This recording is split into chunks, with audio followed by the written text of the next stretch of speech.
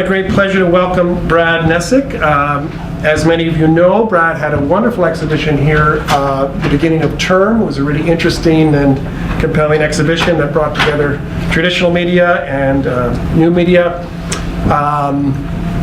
And so we're fortunate to have him here today to talk about the work and to sort of follow up on that exhibition.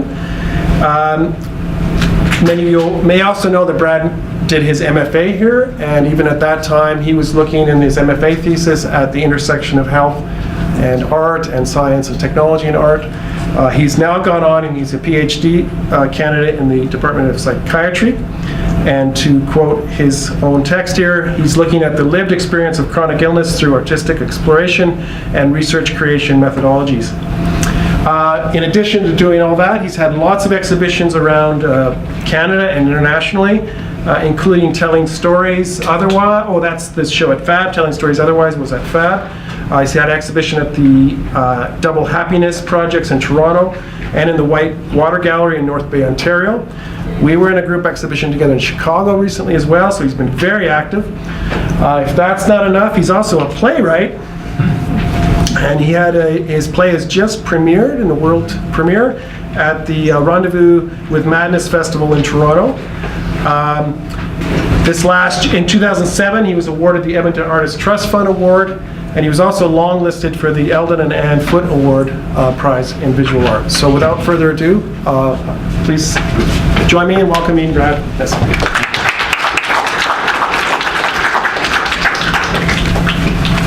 Just going, is this on? It is. It is. Oh, I can tell myself. Okay. I have a little bit of a cold today. I woke up, dirty kids, get you that way. So I've been a little weak on my voice, but I will do the best I can. I want you to know that I've timed this talk, so it is 55 minutes, unless I keep rambling at the beginning. So I just want you to know I'm trying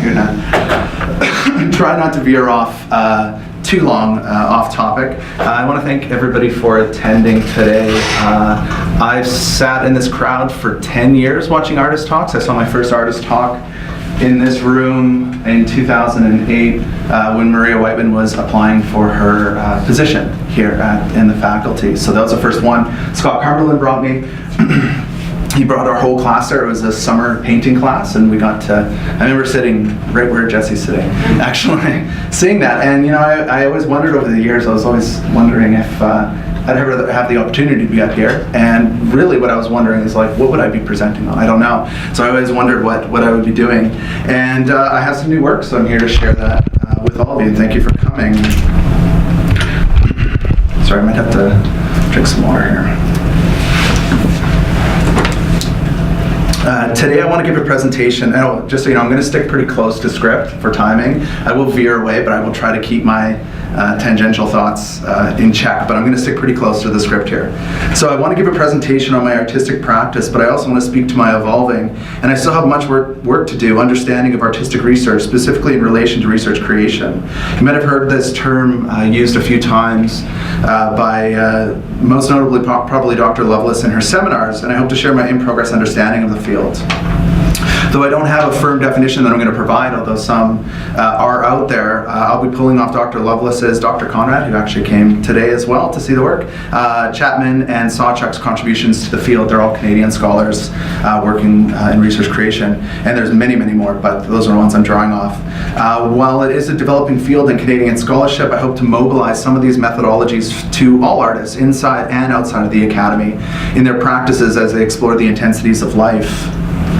Second, I want to recognize that we're all fundamentally creative and aesthetic beings in intersubjective relation with one another and our environment. Now that's a quote from art space researchers Diane Conrad and Jamie Beck at the U of A, who's once again sitting here again, which is fabulous. And what they're saying is that we, and this isn't just artists, but all people are wired to create and to understand creative expressions. When we tell a story, we're not simply providing all the sensorial experiences that happen, but we're carefully, often implicitly, whittling down the information and constructing it to emphasize certain details to communicate the experience and its meaning, the story itself, to someone. And just as quickly, the receiver of the story can take the information you provided and extract meaning from what you communicated. We're constantly in intersubjective relation. Basically, we're all sharing meaning between each other. And we use creative modes of expression combined with aesthetics, which is how we distribute information to the senses and our cognitive faculties, to share and communicate experiences to each other.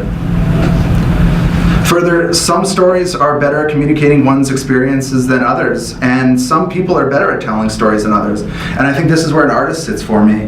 We all can create art, but it takes someone very special to communicate it very well. Yet art is not simply about communicating well around the intensities of life, but it's also a thinking tool.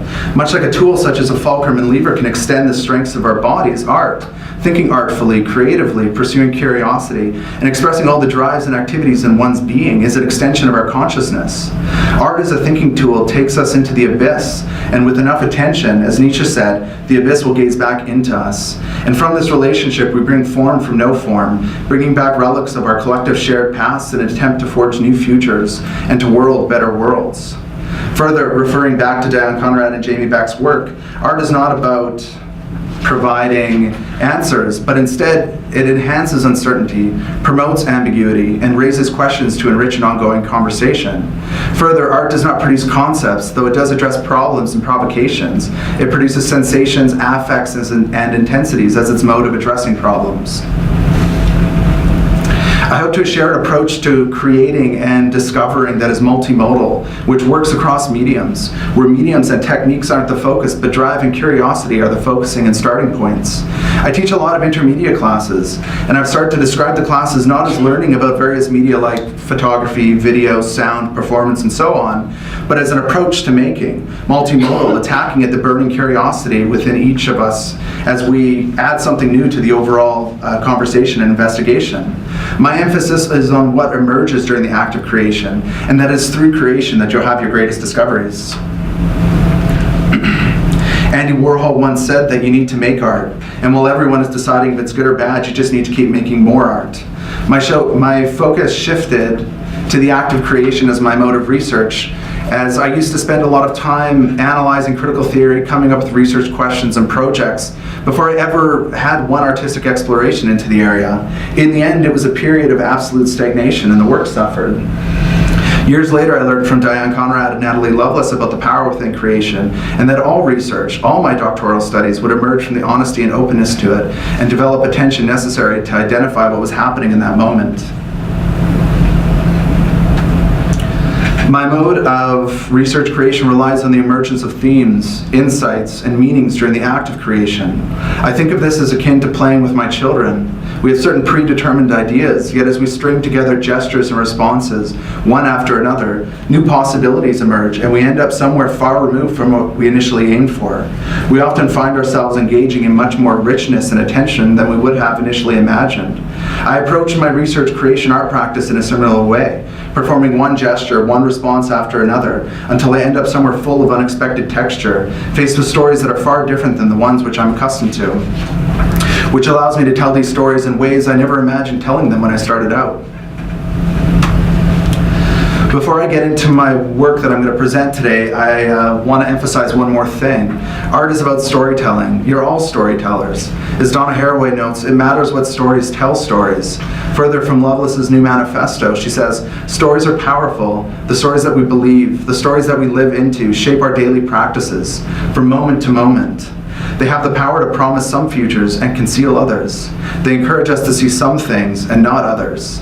For me, with more stories, different stories, illuminating stories that don't always want to be known or heard, we expand the boundaries of our worlds, letting them take in new shapes, pores, kinships, and loves.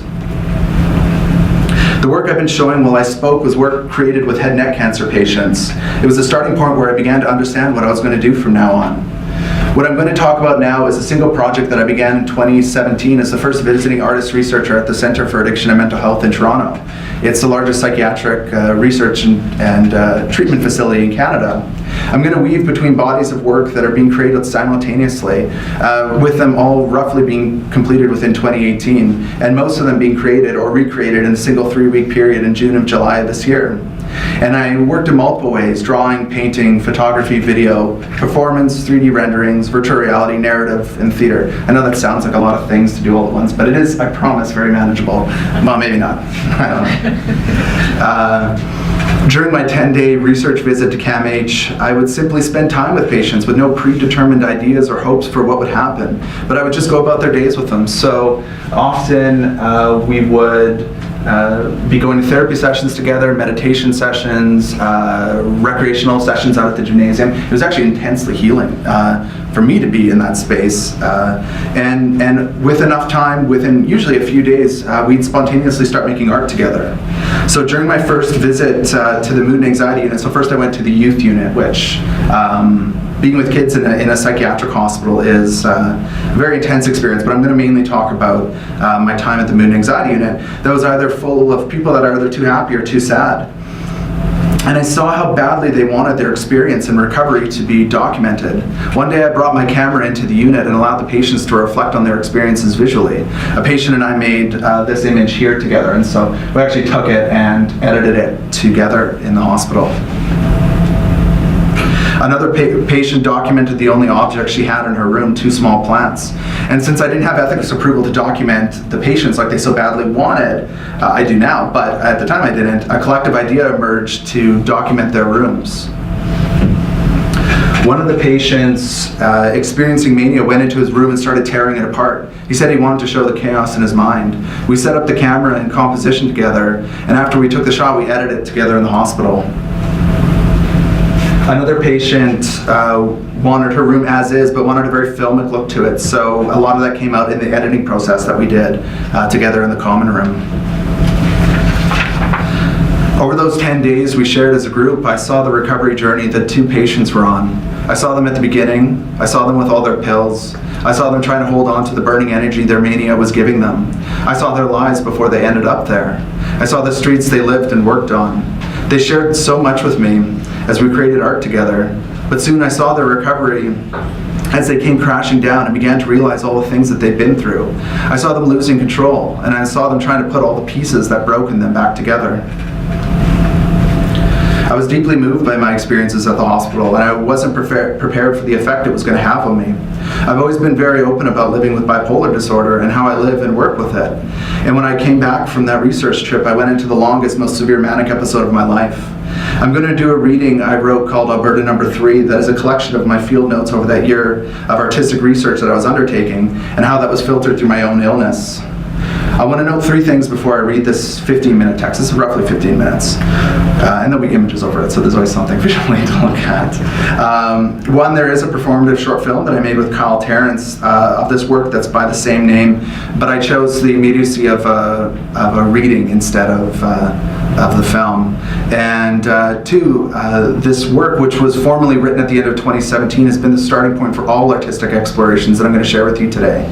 The story has now been adapted and premiered at the Rendezvous with Madness Festival, which Sean made reference to 2 weeks ago, and have very rough documentation from that I'll show. And it's currently being adapted into a short novel called Alberta number 5, Anamnesis, that is about a remembering to past ancestors living with mental illness. 3, I just want to introduce my mode of writing, autoethnography. It's a type of expression that takes the personal and places it within the social. It's where the researcher lives their research, where you're both investigator and subject, and finding through lines between your area of research and the life that encompasses it. It's where you can't see that this is over there and this is over there, but everything is in a relation and in conversation with each other, and it's been the greatest discovery of my life and practice. Okay, so this is the piece. Today I want to think through those who came before and after me, about family, heredity, and legacy. I also want to think about genetically passed down altered states and their relation to time. For me, I've never had a linear understanding of time, the era of time. A lot of my time is caught in deja vu or not understanding things yet. I'm going to tell a story, or a series of stories, not temporally in order, about some experiences with time I've had. In November 2017, I'm sitting beside a pool on a rooftop in Arizona.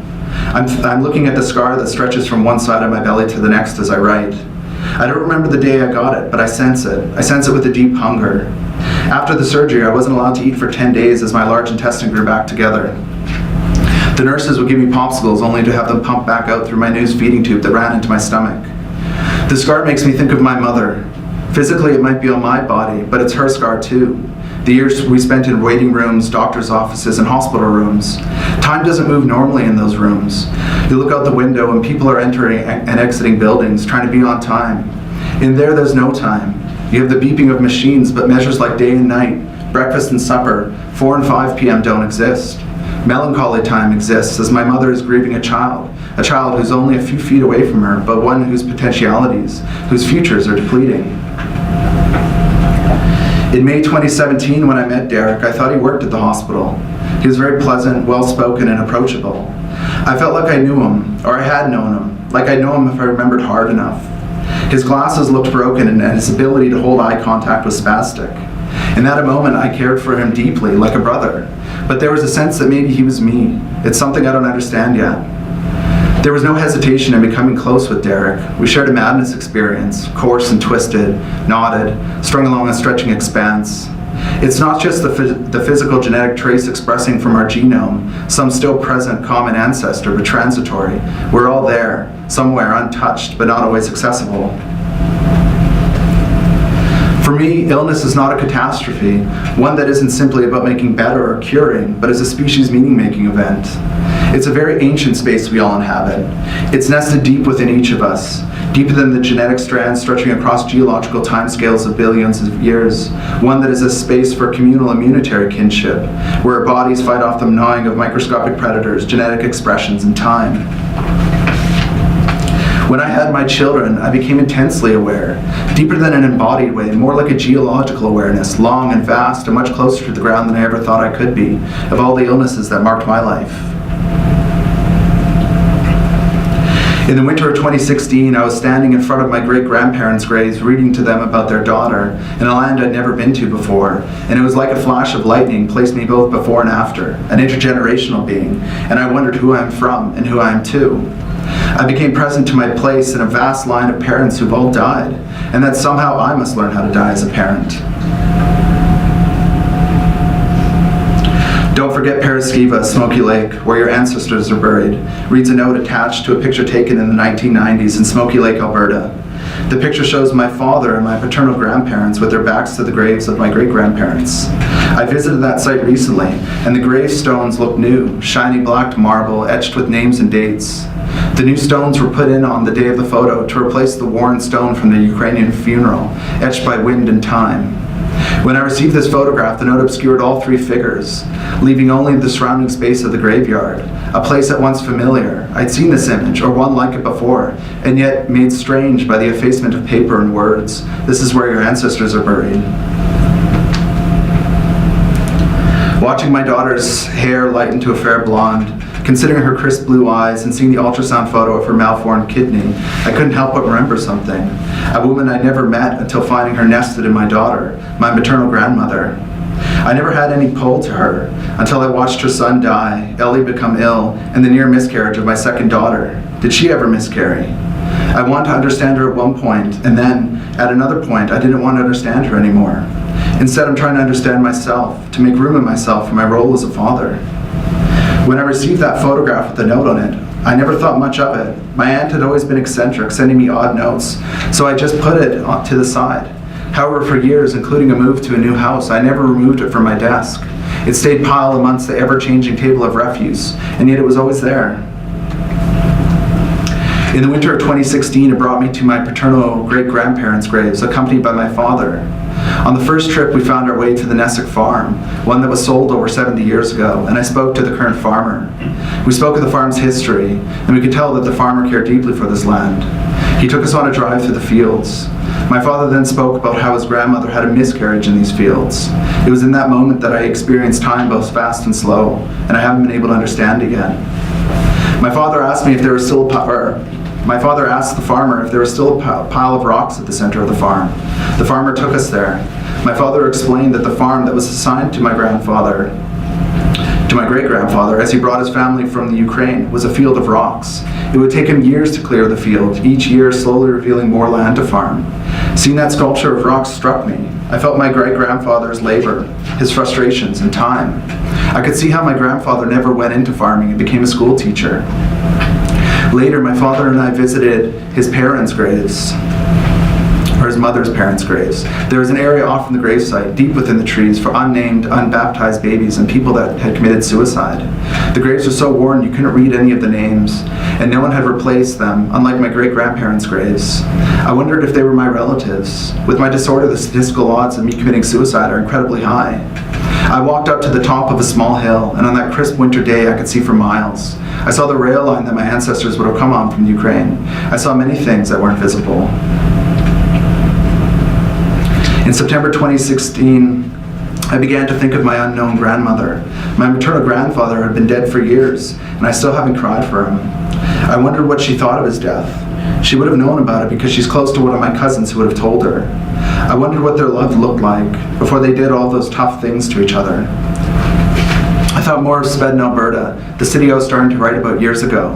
I promised myself that I needed to go there for the film, and for myself to see this land, but slowly I started to see the relation between this place and the woman I would never meet. I wrote about both of them. I wrote about the deep sadness I feel trying to hold all these things in my life together, and I could see how she was not able to. I think to my bipolar diagnosis years ago, would she have been diagnosed with the same? People say that when they see Elliot, they see my mother. Last weekend at my brother's wedding, my cousin, the one that's in contact with my grandmother, said that my mother looks identical to her mother. There's a photograph of my 7-month-old mom sitting in a bath in a kitchen sink smiling. Her mother left a few months before. How did my grandfather take care of 4 children alone? His family lived in Saskatoon. Who would have helped him? I have no idea where his parents are buried. I imagine myself alone with my children. My daughter is now the age my mother was in that photograph. Would she smile at me without her mother? This last month, my wife and I took Elliot off her daily antibiotics. They were meant to prevent infections from overtaking her kidneys. My mother had kidney problems. So did 2 of my cousins on my mother's side. What else of you is nested in my daughter's? In the summer of 2017, I'm sitting in rural Pennsylvania writing about you, thinking about you, being with you, Derek. Are you doing well? Are you still out there? I'm talking to a 5-year-old child named Holden as he swims in the pool where I have my feet cooling. He wants to know what I'm writing. I said I'm trying to remember something.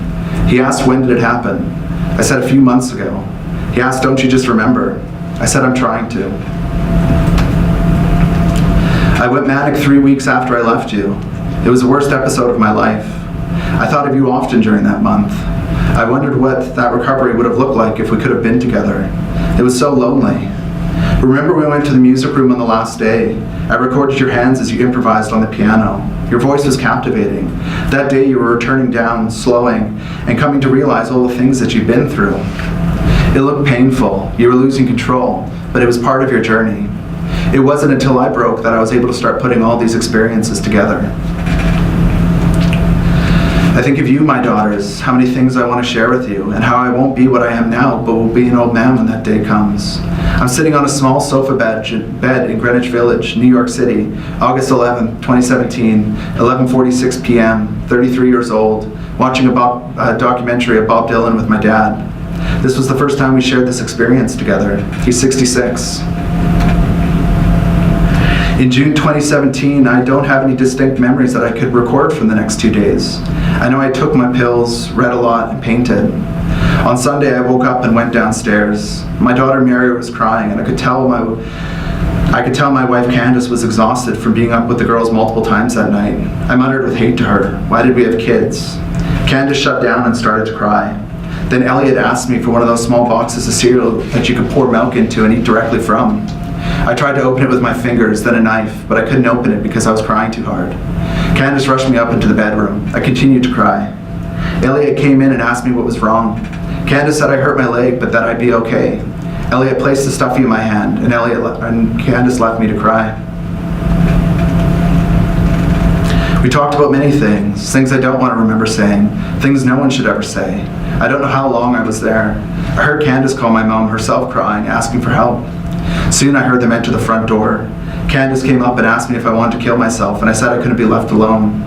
I fell asleep for many hours. I awoke with Candace by me. She asked if I was okay.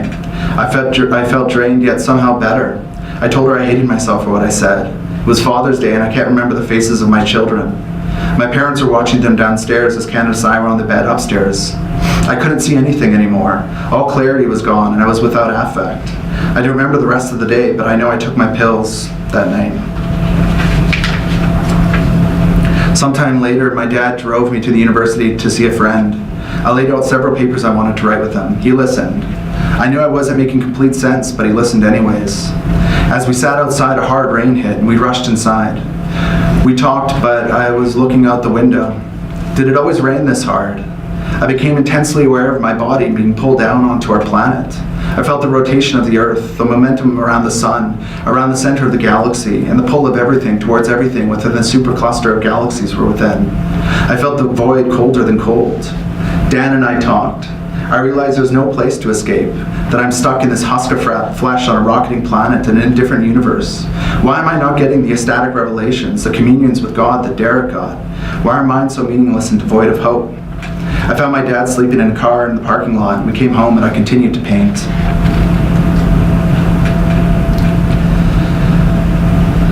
I finally ate. My mind was fast and I thought I was going to throw up. I was dizzy, but not the kind that would make you fall, but the kind that unbalanced your soul. I told Candace about this, and she sent me to the pharmacy to fill my antipsychotic medication. She suspected I was in a manic episode, and I'd have to slow myself down with drugs. When I entered the pharmacy, there were aisles and aisles of ordered and repeated objects of care: deodorant, toothpaste, tampons. As I walked through the aisle, my visual experience fell out of sync with reality. The standard seamlessness of my visual field, time itself, became a falsity, like a grand illusion. Walking down that aisle, time itself became a flat disc, where everything that was or would be rotated for infinity, and I'd be in that aisle forever. I think I've dreamt about this aisle before. Driving home, the sky opened, and the crisp blue prairie sky took on a new vibrancy. And just then, every generation of my ancestors looked at it too, and I became an intergenerational being. I made kinship with everyone before me, and with all my children's children's children. We all shared that sky. I took my medications and slept that night. I woke up and couldn't focus my eyes. I went downstairs and my family, my children, weren't my own anymore. I thought back to Sunday when I wondered how many pills I'd have to take to die. That's when Candace called my parents for help. They came and I felt ashamed. My dad went to the garage to look at my paintings.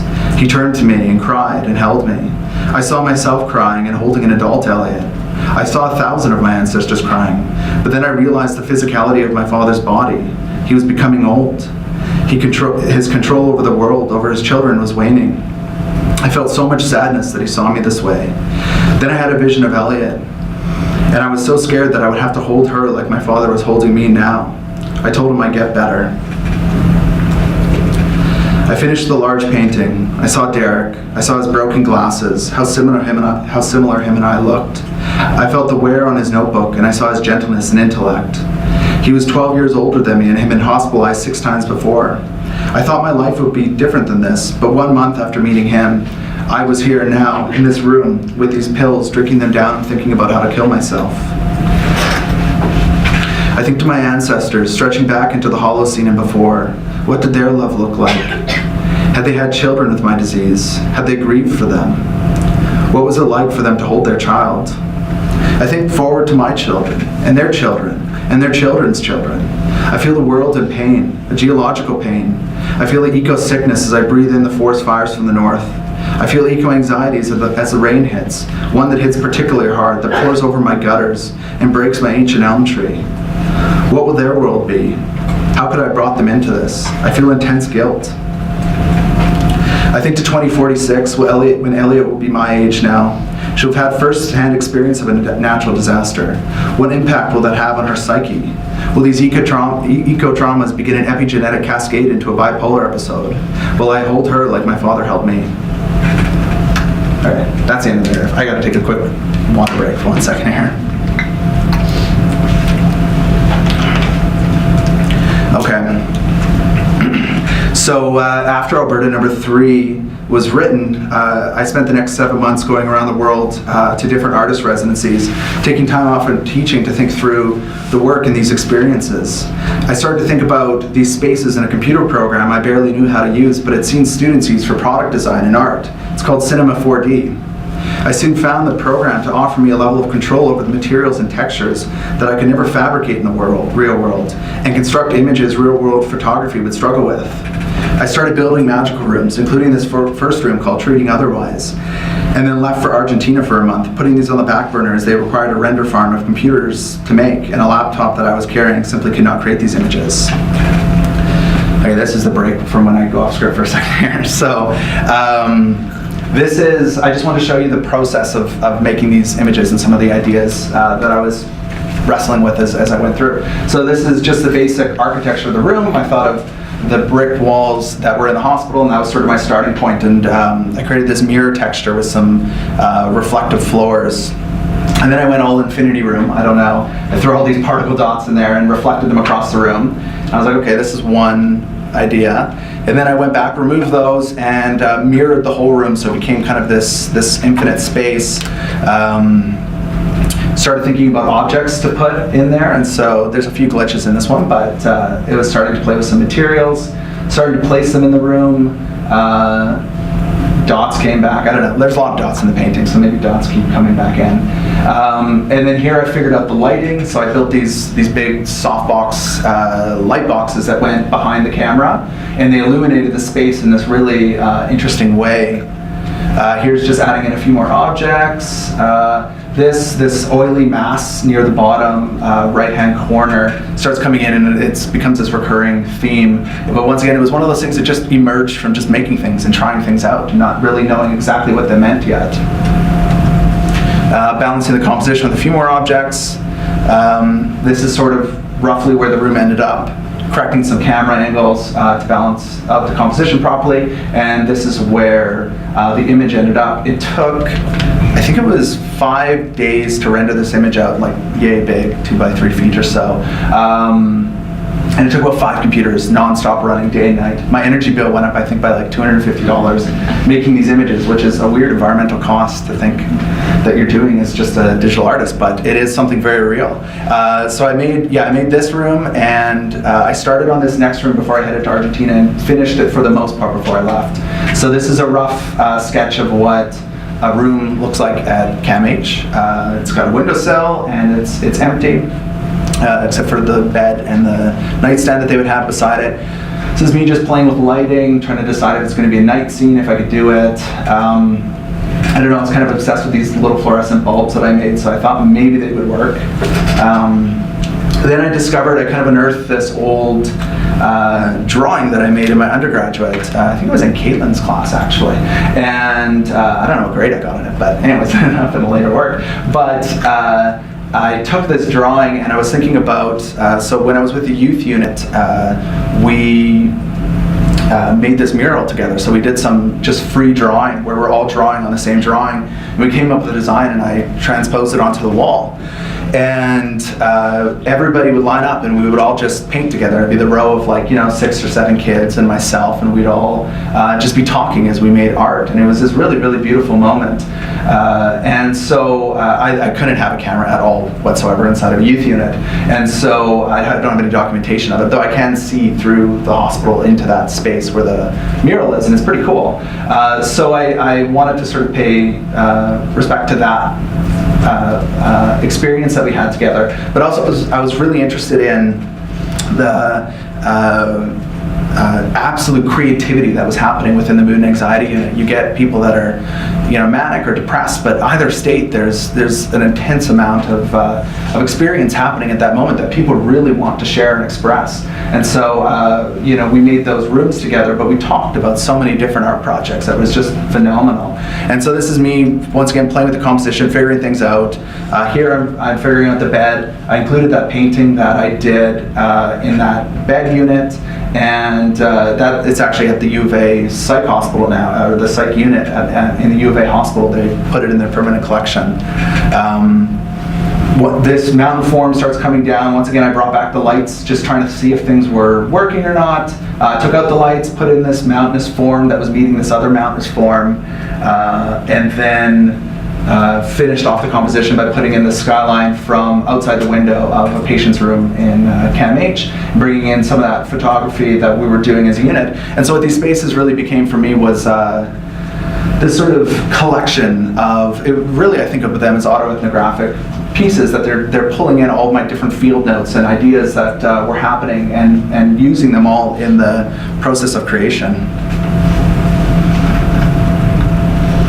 Here's a shot of it at Fab Gallery. So this was the wall that it was, and I built this, or no, I didn't build, I made this wallpaper pattern that would go behind it that was just creating this visual field for it to sit on.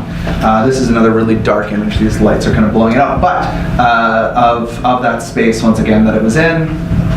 Then these next two images, so when I would leave CAMH, it would be at night, it would be like 9 or 10 at night, and I would look back at the space that I had just left that was full of life and recovery, and I would see this stark sky and building set with these really bright lights coming out of the building, illuminating the rooms that the patients were in. And I was just really struck by that quiet moment, and so I wanted to make a piece, and I ended up making two pieces that were thinking of that. And so that was a patient's room, and then this is the common space that patients sit in, and they just all sit and watch TV. It's one of, unfortunately, the only activities that are available for the most part during the day. And so just thinking about that. Once again, these two were very quick sketches, just trying to think through those ideas. In February, I was in Buenos Aires, Argentina, for a month-long residency. I was exploring ideas visually when a miscommunication in emails came from a curator in Toronto. It was for a film festival that was expanding to include theater performances and art. I suggested I could read Alberta No. 3, but the curator wanted more.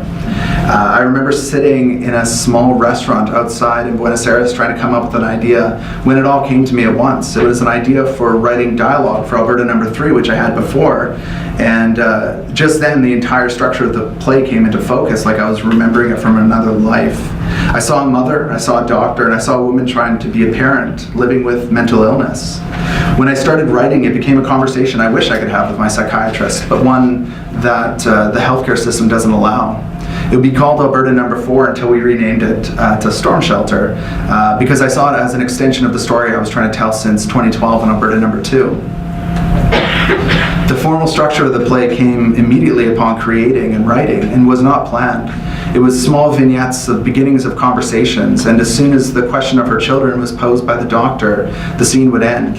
Like Alberta No. 3, it would be temporally out of order, but be in exactly the order it needed to be. I wrote a sketch of the play with about 20 minutes of dialogue, and then was fortunate to get Stone Marrow Theatre on board to produce the production. We submitted it to the Rendezvous with Madness Festival in Toronto and were successful at getting it in. All the festival's plays were site-specific, and we were lucky enough to actually be in CAMH and get the play shown there in the psychiatric hospital. So the director, we had this really, you'll see in a second, this really long, strange room to deal with, and he embedded the audience within the play, and that's where it went on. So it was this really, really intimate setting. So the next one is a clip from that. That I'll show in just a second. It's really rough footage. The audio is difficult because it's such a long room and there's only one microphone to capture it. So at first it's quite quiet, but as she gets closer to the microphone, it does get a bit more audible. Although with enough attention, it might be audible enough. And I just want to recognize that while I was creating these images that I'm going to show after this piece, I continued to write further into the play. So it was about this process of working in multiple ways at the same time. And I extended the play by another 40 minutes and worked with the dramaturg, which is a really interesting experience to work with somebody who wants to extend the story. And that was a really interesting experience. So I'm just going to show a clip from this.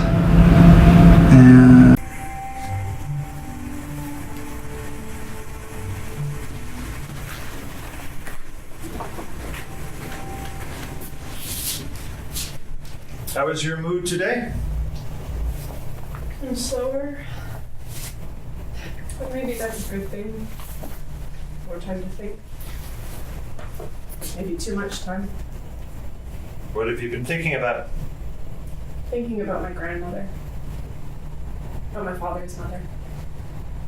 Think of her gentleness, her care, her love. Years ago, when I first found out she was sick, I cried on Andy's shoulder at his parents' house on New Year's Eve. I had thought at the moment that the continuum of family I grew up with would break. But it was here, now, in this room, on Andy's shoulder, crying a deep cry of recognition of things to come. On Sunday nights, we always used to have supper at her house.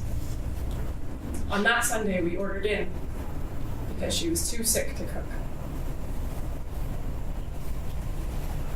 As we sit around this table, a table I know too well, the phone rings. My grandmother gets up and answers it. It's the hospital, and her blood results have come back, and the cancer is very advanced, and she needs to get to the hospital immediately. We all get her ready to leave the hospital, and we all get up from the table. We're all leaving that table for the last time. As I leave, I glance back through the kitchen, and the lights fade out, and a vignette forms around my grandparents. I don't realize that this would be the last time that they're in this house together. As I watch, I see them stumble through this moment, a moment that they must have spoken about, a moment whose momentum had been coming for some time now. And yet, she's simply showing him how to take messages from the phone. That's how they're spending their last moments in this house together.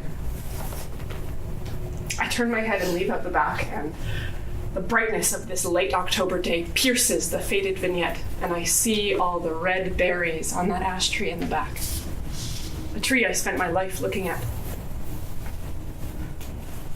I got to the hospital later that Sunday. I must have gone home first.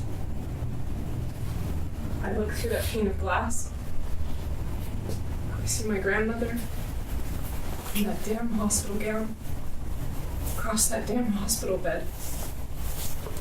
I walk into the room with courage, but as I stand across from her, I burst out crying tears of grief, and she reaches across the bed and she holds me. She spoke to me, but the words are gone.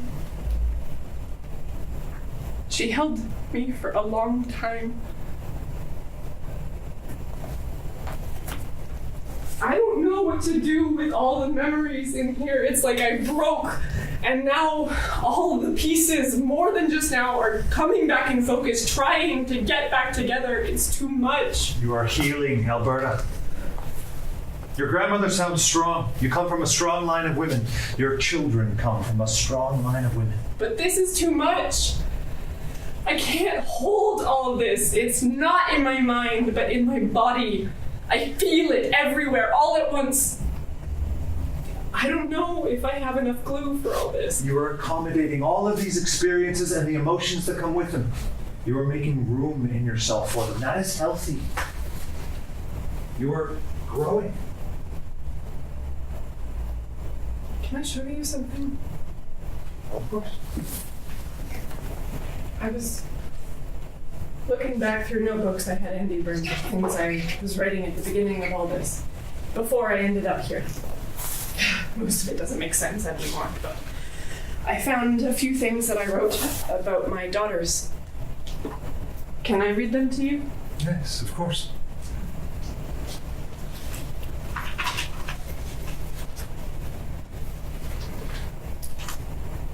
Elliot, I remember when you were born.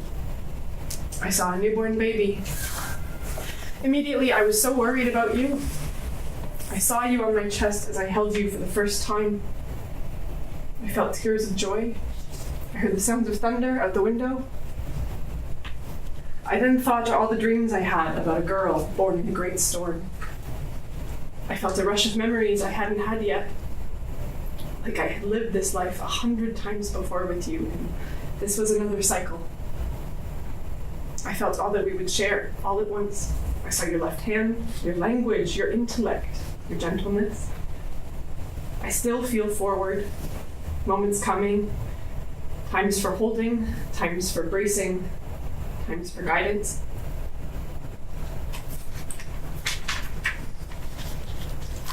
Mary, I remember when you were born. You came so quickly they couldn't give me pain medication. My doula and the nurse guided me through the most intense moment of my life. I laid there in absolute pain. Yet I became intensely aware of the continuum of women that had led to this point.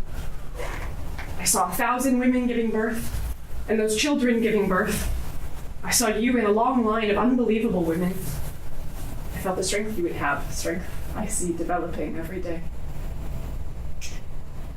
When you were born, you were blue. And they rushed you to the side, and 2 nurses began massaging your back. I just watched from the bed at your small face, and suddenly you took a gasp. They handed you back to me, and you laid on my chest as I cried, as the nurses continued to press on my stomach. My parents showed up soon after. It was 4 a.m., and I handed you to my father and introduced you to him. This is Mary, your great-grandmother's name, his mother's name. He held you, looked at you, and cried a cry of layers. You care so much for your girls. I can see that. I have seen that.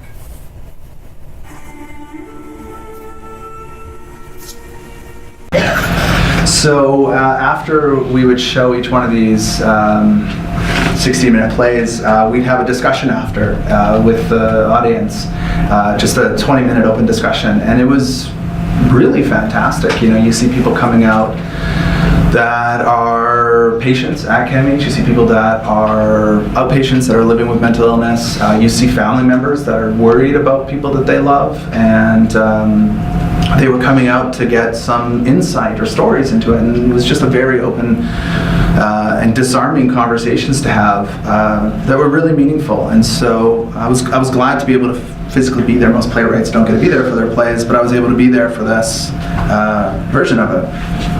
So while working on the play in June, I started to paint again, but very quickly after a few paintings, I jumped back into the computer and began using the ideas I discovered early in the year about compiling all my visual research within the spaces, and intuitively began making rooms again. And so this image actually has the only 2 paintings that I ended up doing this year, or in this first one actually. And I go into each room with a broad architectural idea for composition, but would play with objects and ideas and images until the picture ended up where it was.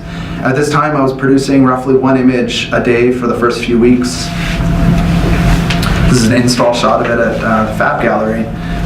When I started this image, I had no idea what I was going to explore or make, but when I finished it, I looked up and saw a space of healing. I realized that maybe I wasn't making images about the hospital space anymore, but instead about recovery, reconciliation, and healing.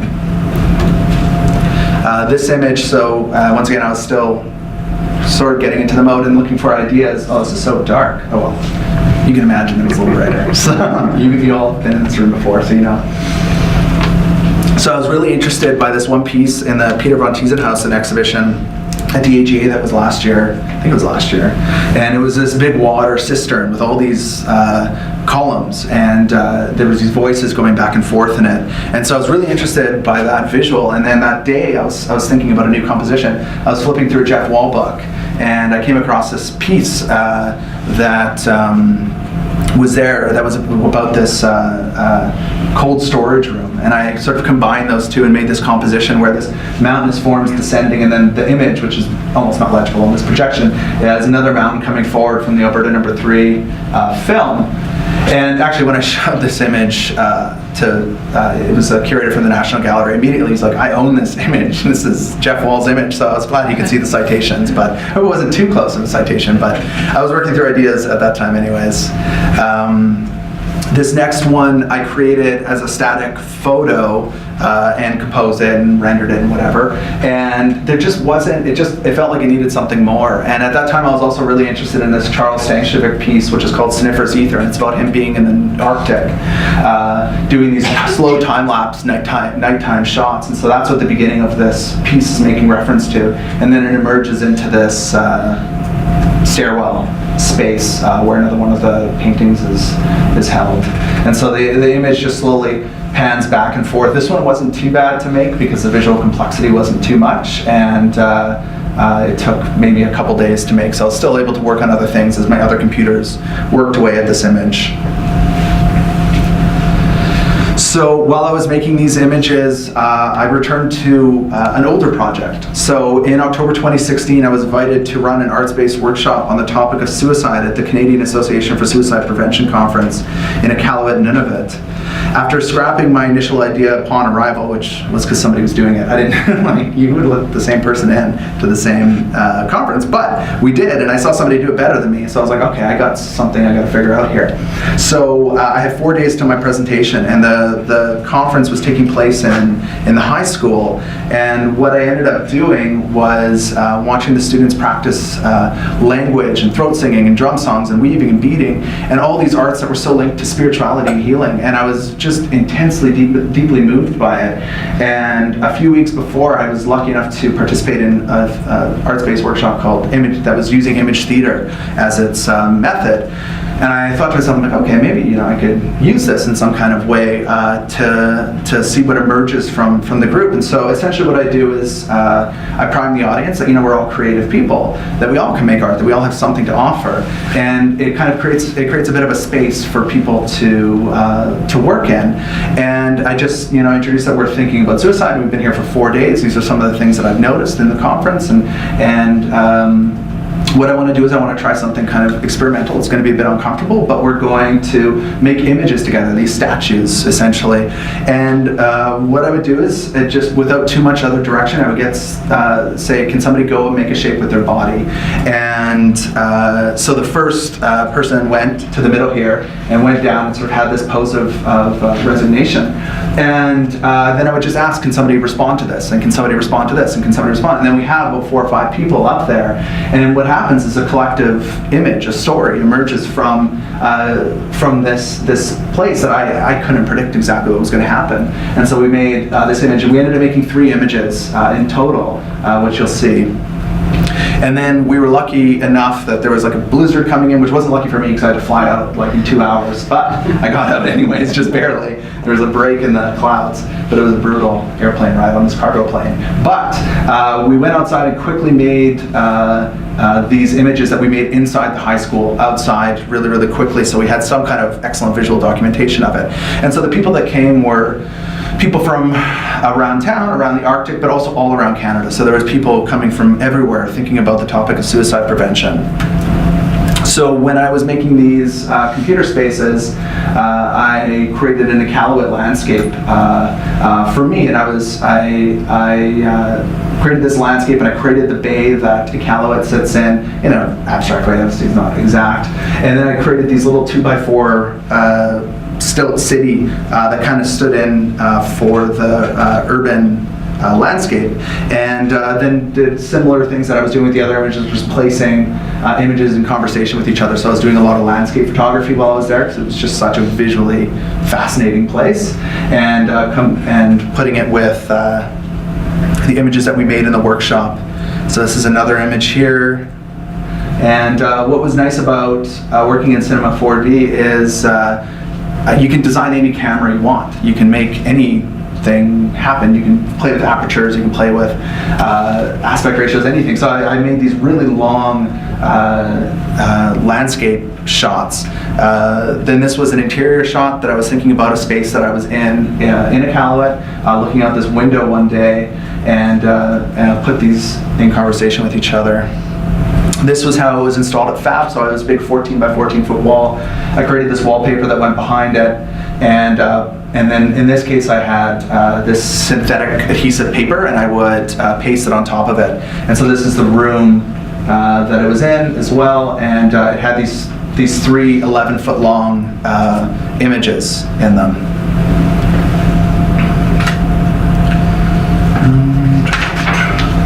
So after revisiting the Iqaluit workshop work, I completed one more animation. Part of the reason for the end of the new images was the fact that this animation took over 3 weeks of day and night rendering by 5 high-powered computers to complete, and it kind of took the energy that I had out of my sails.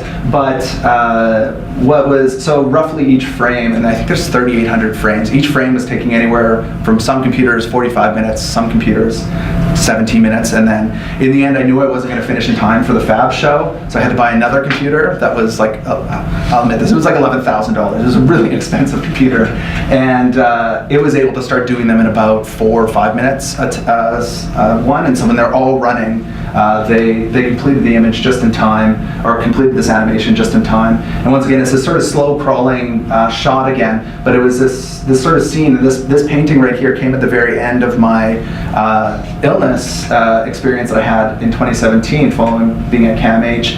And the paintings went from these really disintegrated, colorful dots, very, very manic paintings, to all of a sudden the subject matter changed, things started coalescing, and it was about hugging and kissing. And it wasn't planned, it was just one of those things that emerged. And so I wanted to create this space, and this is the thing I like about this program, is I can create spaces that my paintings or my works would never actually ever be in. And it's so fantastic to imagine this. So I was watching 2001: A Space Odyssey, so it's visually referencing that. And the monolith becomes these undulating forms that go from side to side of this hallway together. So I'll let you into my little visual cues that always interest and pique my mind while I'm making these things.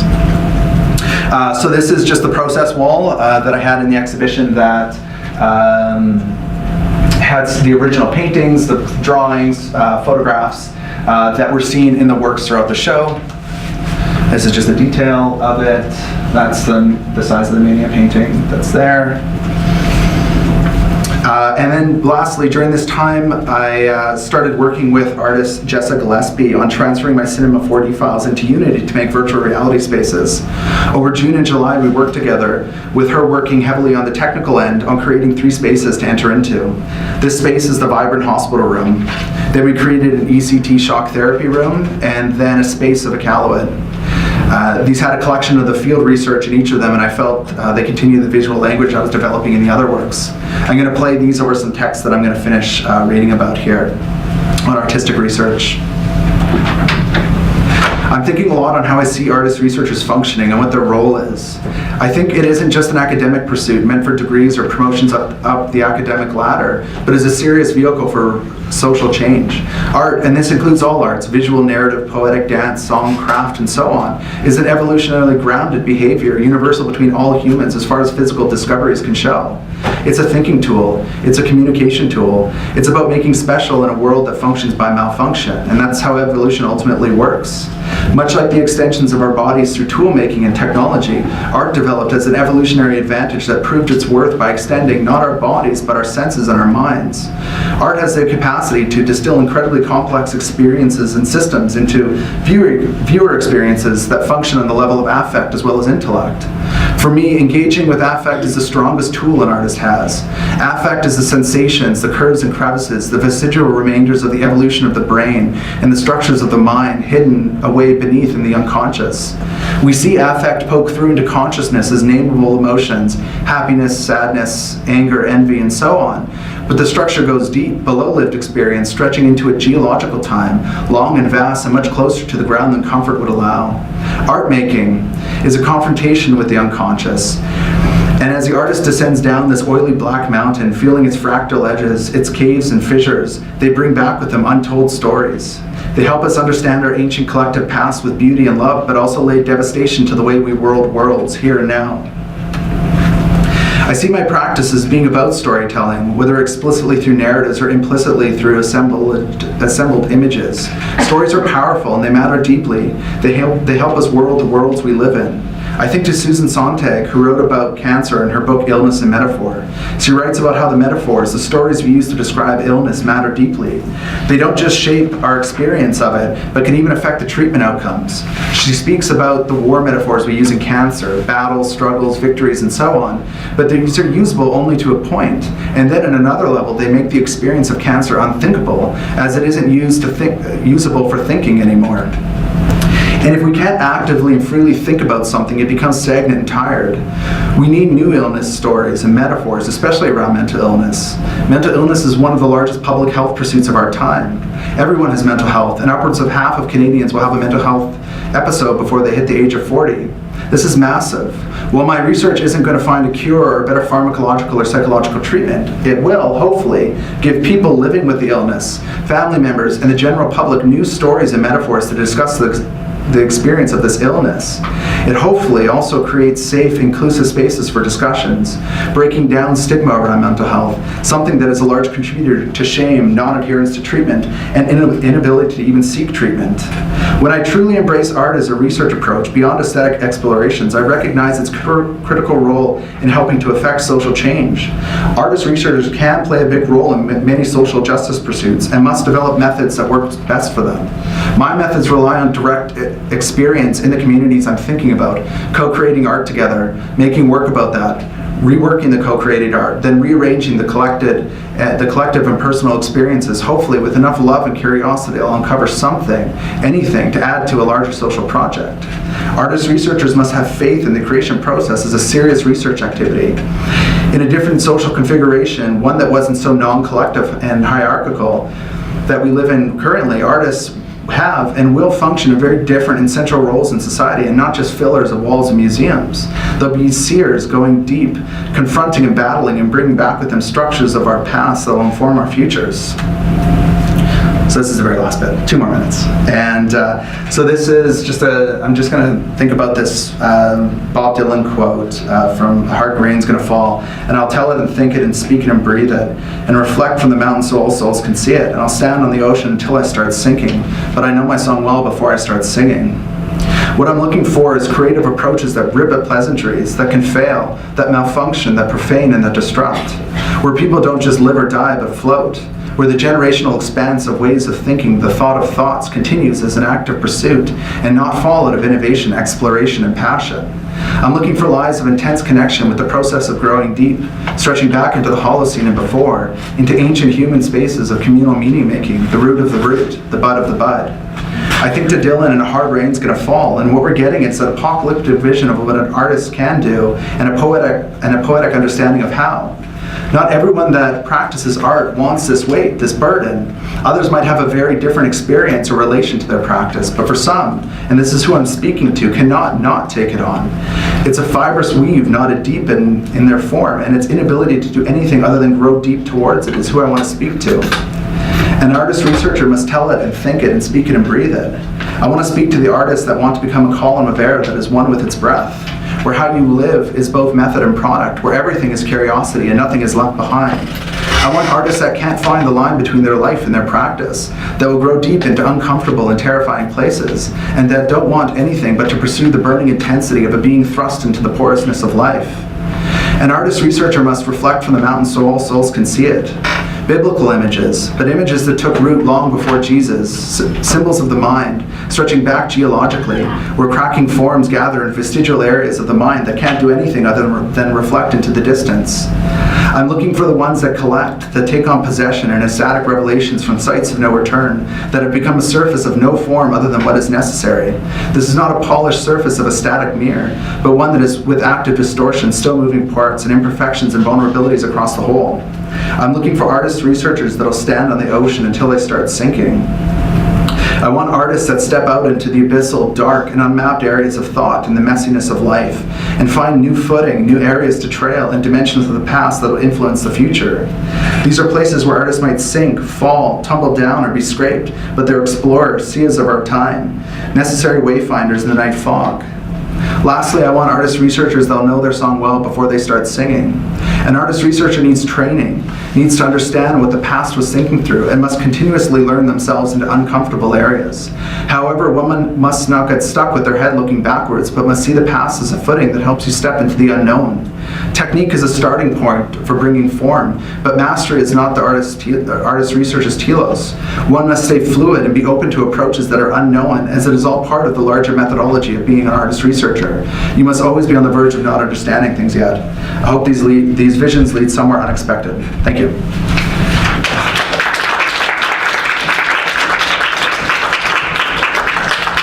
I think we have